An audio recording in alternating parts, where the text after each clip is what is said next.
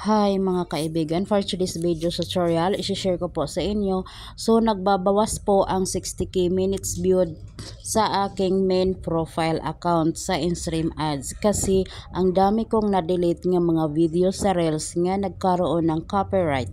Halos lahat ng video ko sa Reels. Kaya kapag marami po tayong na-delete nga video sa Reels ay maapektuhan po talaga ang 60k minutes view. Bumababa at tricky na po yan ngayon, 1.8 na lang. Kaya po kailangan po natin mapalitan yung mga video nga na-delete. Mag-upload po tayo ng video content, mapa-reels man o long form video para po mabalik ang nabawas sa 60k minutes viewed.